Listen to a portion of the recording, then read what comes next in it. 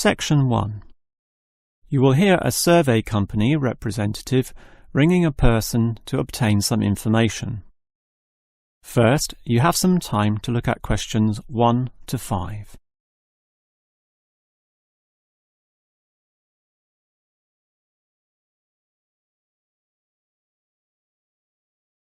You will see that there is an example that has been done for you.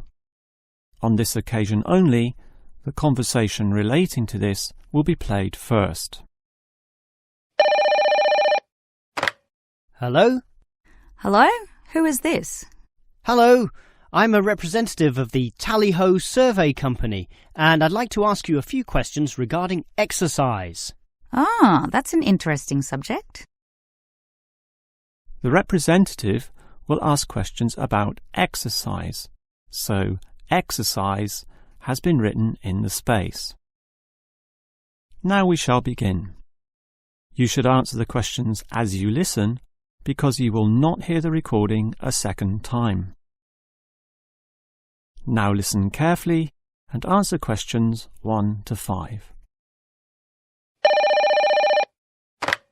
Hello? Hello?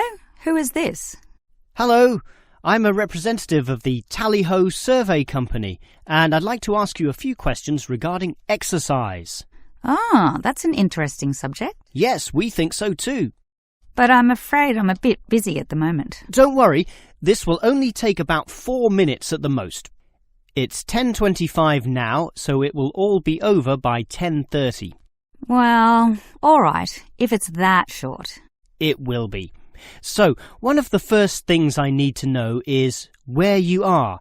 That is, which suburb or area of the city. The last client was in Blackburn, for example. Blackburn, that's close to me. I'm in Box Hill.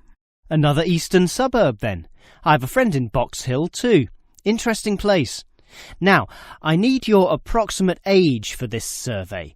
Are you younger than 20, between 20 and 29, 30 and 39, and so on? I'll turn 40 in a few months, so that puts me in the 40 to 49 age group. Well, that's in a few months, so right now you're in the 30 to 39. Oh, right, so put that then. OK. Now, I need to know your occupation.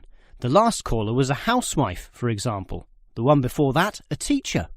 I used to be a teacher too, teaching cookery. And now? Now you can just put domestic duties. Actually, I hope to begin a new job soon as a cook, but that won't be for some time yet. I have to wait for my husband's restaurant to open. Cook? That sounds interesting. But it's domestic duties for now. OK, that just leaves some information about your family. This is not obligatory at all, so if you don't want to answer, that's fine. What sort of information exactly? Oh, it's very broad. Married with children, single mother, that sort of thing. The last customer said she was a single mother. I'm married and not a mother. Put married, no children. I'm married with children myself, but I'll put in your details. And that finishes the profile and just leaves the actual survey itself if you're ready to proceed. Before you hear the rest of the conversation, you have some time to look at questions 6 to 10.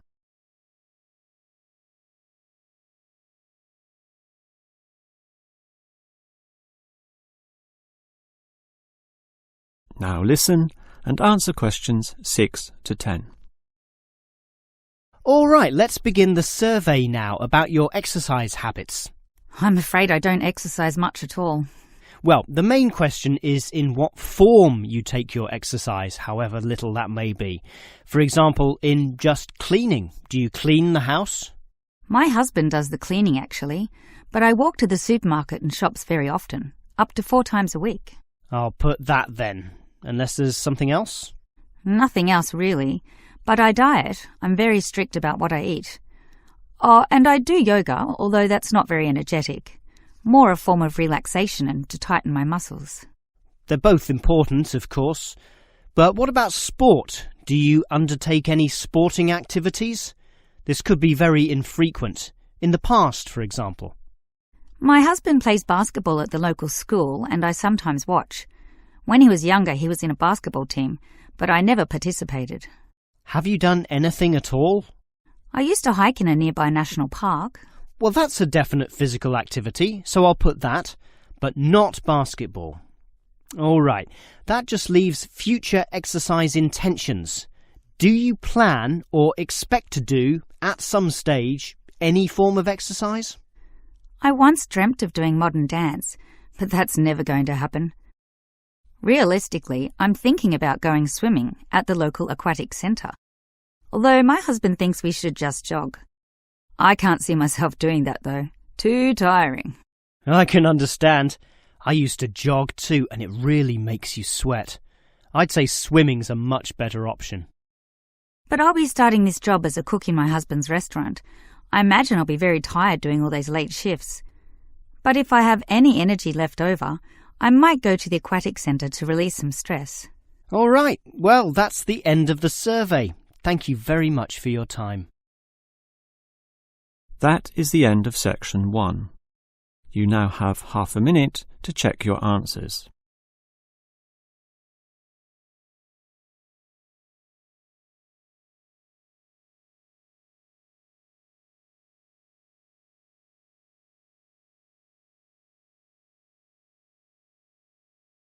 Now turn to section 2.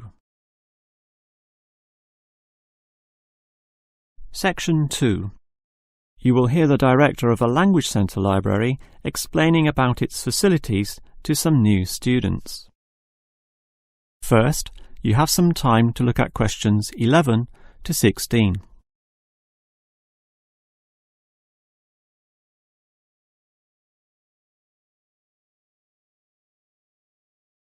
Now listen carefully and answer questions 11 to 16. Welcome to the library, or the ILC, which means Independent Learning Centre, and let me explain about some of its facilities. We're standing here at the entry gates next to the borrowing desk. That's where you check out any books, but you are also advised to study in the library here, since most of our material cannot be borrowed. Thus, we have seating along the middle of the library, and in that far corner in front of us on the left, we have the quiet reading section for some serious reading activity. We used to have the computers there, but then realised that that corner was very quiet and thus better suited for the purpose it now has. The computers were instead shifted to a more central location, right beside us here on the left. Again, somewhat confusingly, this area once housed the newspaper and magazine section, but the people in the quiet reading area had to walk too far to collect this literature, so it was moved to right beside them in the adjacent corner. So, feel free to read the newspapers there, but the reference books, those huge weighty dictionaries, atlases and encyclopedias, were all situated at the opposite end of the building, against the wall. This was because they weren't generally that popular, and we wanted more space for the magazine racks, always a favourite with readers. Okay, as well as reading, you need to work on your listening skills, and for that you need the audio section. Again, such an activity needs a quiet area, so we put this in the last remaining corner up there on your right. As you can see, there are CD players and headphones, so just borrow the listening packs, sit down there and listen away. Right, that just leaves the main library. In other libraries, that's often right beside the newspaper and magazine section, allowing freedom to choose from all genres of literature, but here we've got them further apart. For the main library, just follow your nose past the central seating there, and it's there among all that shelving, upon which you'll find an abundance of interesting books and listening packs to use. Before you hear the rest of the talk, you have some time to look at questions 17 to 20.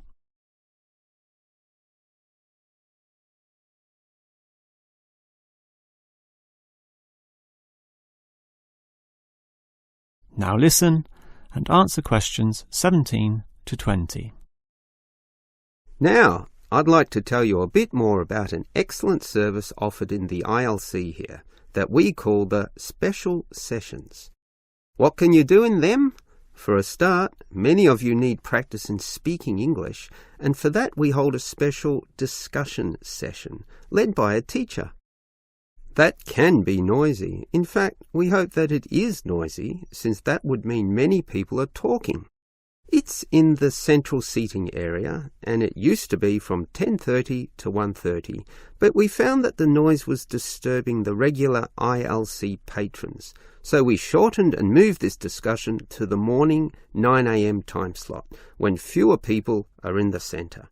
It goes for 1.5 hours. All right, what about writing skills? Well, we can help you there with another teacher. Now, writing is a fairly quiet activity, so that teacher stations him or herself in the quiet reading area from 1:30 until 3. The 10:30 to midday time slot cannot have a teacher for such writing skills, as they are all teaching in the morning. For this reason, of course, there cannot be an on-call teacher in the morning either. Although many people would like one, particularly the 10:30 to noon crowd, having just finished their early morning class. These students all have to wait until midday onwards, when, for 3 hours, a teacher will be stationed in the audio section, ready to deal with all those questions. Until recently, we had another teacher doing the 3 p.m. to 6 p.m. time slot in the central seating. But all the noise interfered with the late users of the ILC, so we had to cancel that. Also noisy can be the language exchange, where local students who want to learn your language will help you practice English. This is generally done in pairs, so the noise level is low enough not to need this exchange to run at 9 a.m, but at the more congenial time of 10:30 among the central seating. That must finish by 1:30 though, after which quieter and more individual activities take place. That is the end of section 2. You now have half a minute to check your answers.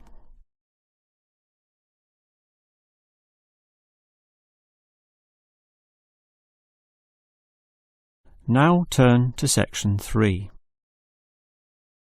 Section 3. You will hear two students called Helen and Paul talking to their tutor about a nursing course. First, you have some time to look at questions 21 to 24.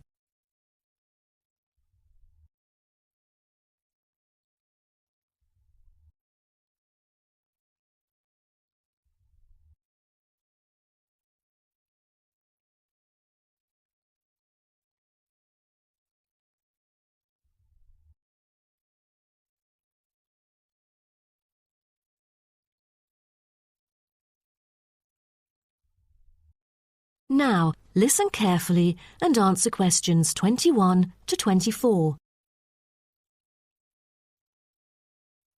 Helen and Paul, congratulations to you both for doing so well the past semester. You two have exhibited an impeccable performance during your first year in the nursing program.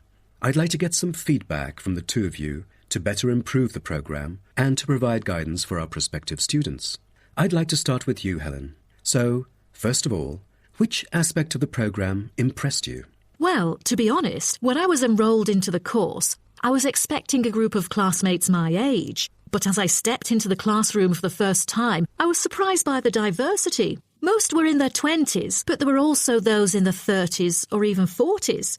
As it turns out, the intergenerational communication has sparked intense debate and new thinking, and I think that's something special about the programme that I appreciate very much. What about you, Paul? What do you think of the programme? For me, the group project we carried out last semester is another key feature of the programme. The whole class was divided into 8 different groups, working on 8 prospective cases. Team-building sessions were conducted in a collaborative way most of the time. Comprised of 5 members, our group studied acute pancreatitis. During the process, we broke the task into different parts and assigned them to each member. We were then able to tackle the complex problem by pooling our knowledge and skills. More importantly, stronger links were established between the group members. Because of the project, we've all become good friends. That's true. According to graduates, group projects prepare them for the work world in which teamwork and collaboration are increasingly the norm. So tell me, Paul, what else do you like about the program? I want to be a registered nurse working in a public hospital after graduation. So the internship provided is a valuable opportunity for clinical practice in a supportive learning atmosphere. However, I was amazed by the amount of written assignments, since I thought the course should have focused more on practice-oriented learning. Well, I have to disagree with you, Paul. The essays demonstrate your understanding of the course. For me, writing essays is a process that involves critical thinking, which challenges me to develop my points more thoroughly. I thus manage to gain a diversity of perspectives. The program is designed to deliver basic and advanced theoretical knowledge of core concepts, including healthcare systems concepts, together with practicum or clinical practice experience to bridge the classroom content to the practice setting. So, I'm afraid written work is unavoidable. Also this year, we've added a module of law. How do you feel about that? At first, we felt that learning law is kind of redundant and too time-consuming.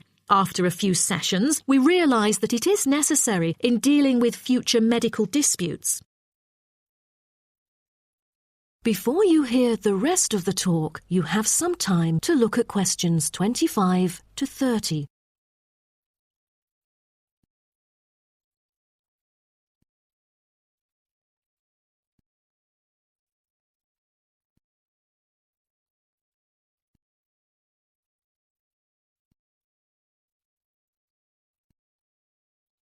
Now, listen and answer questions 25 to 30. Do you have any suggestions for prospective students?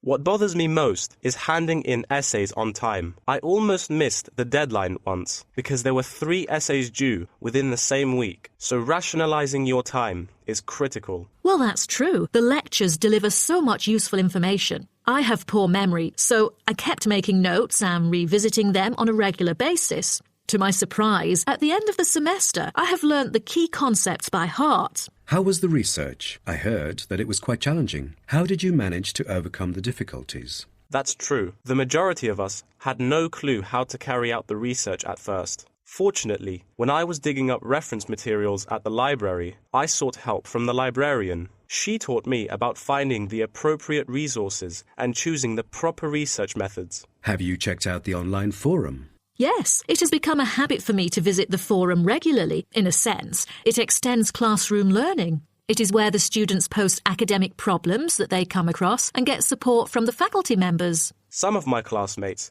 didn't do so well during the placement tests. I feel that background reading is necessary. Lastly, do you have anything to say to the freshmen? I was really ambitious at first, trying to get straight A's on my transcript. I made tons of notes and worked hard even on the optional assignments to get extra credit. I stressed myself out before having an emotional breakdown. After consulting my advisor, I found it important to set realistic goals. Don't push yourself too hard. It is wise to sort out your priorities. Thank you for coming here today and providing valuable feedback on the program. Have a great summer break.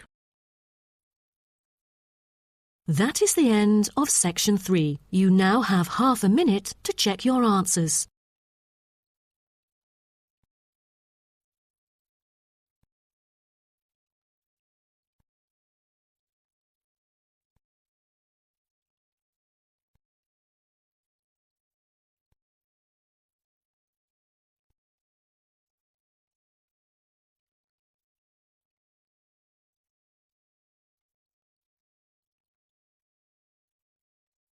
Now turn to section 4. Section 4. You will hear a lecture about Crocodylus niloticus and its living habits. First, you have some time to look at questions 31 to 40.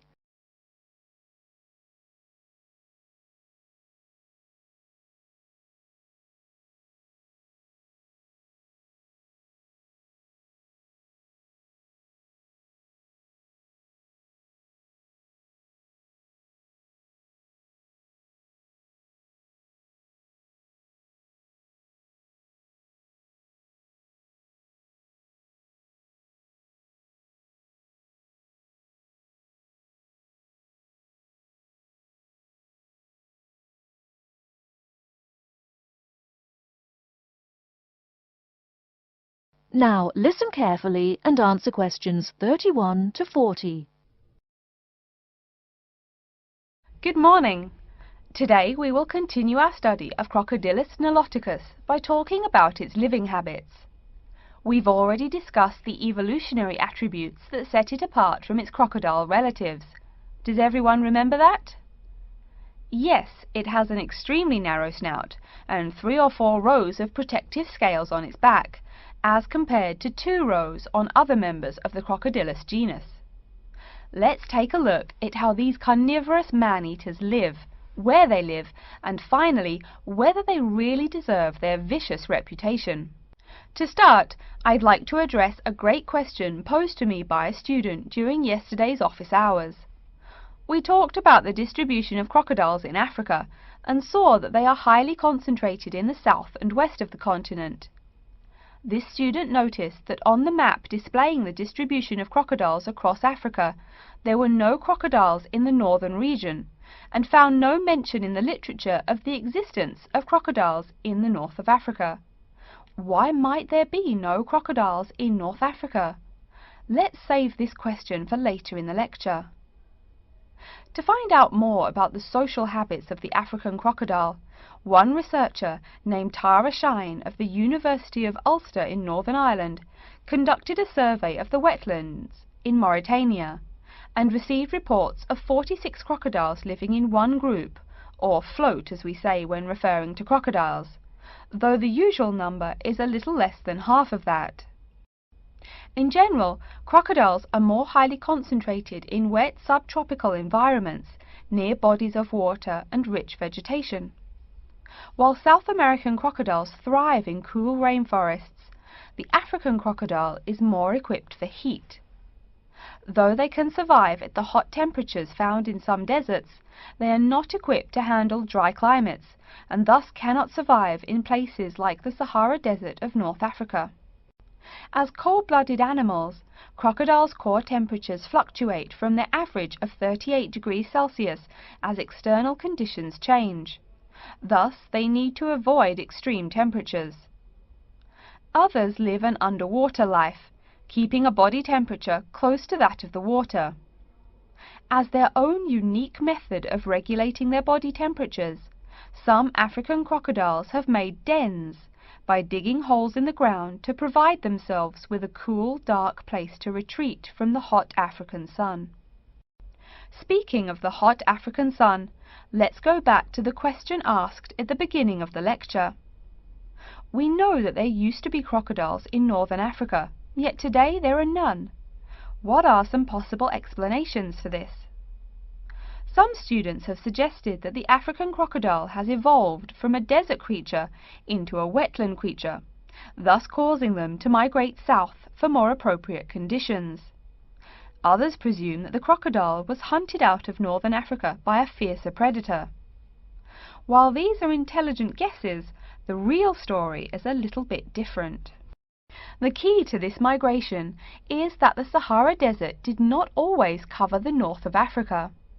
About 8,000 years ago, the land was fertile wetlands, perfect for breeding crocodiles. Over time, though, the area dried out and the wetland slowly turned to desert, leading the African crocodile to migrate south to the marshlands they call home today. Some crocodiles did, however, adapt to living in dry conditions.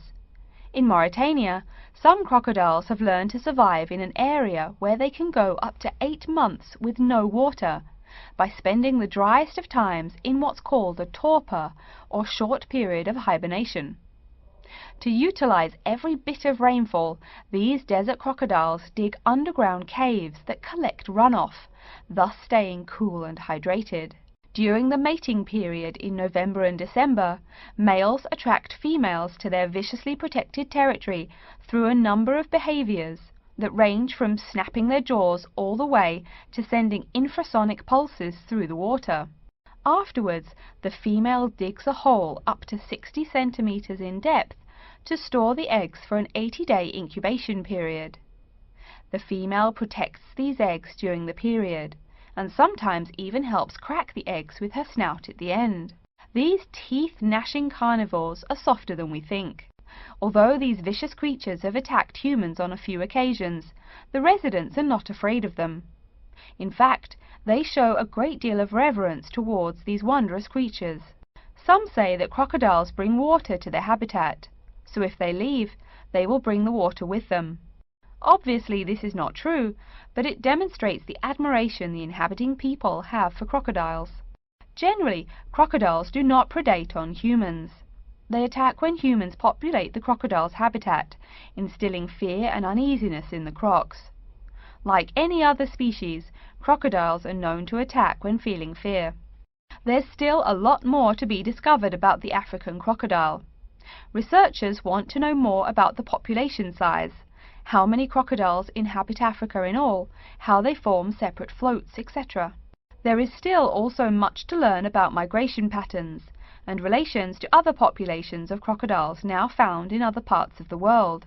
Next time, we'll examine a few specific case studies of crocodile populations in southern Africa.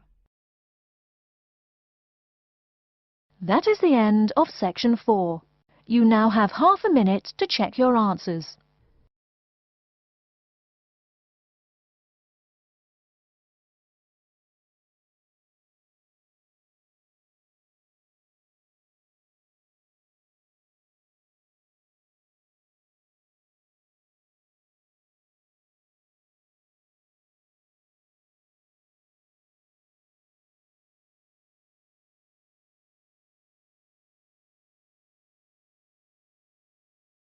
That is the end of the listening test.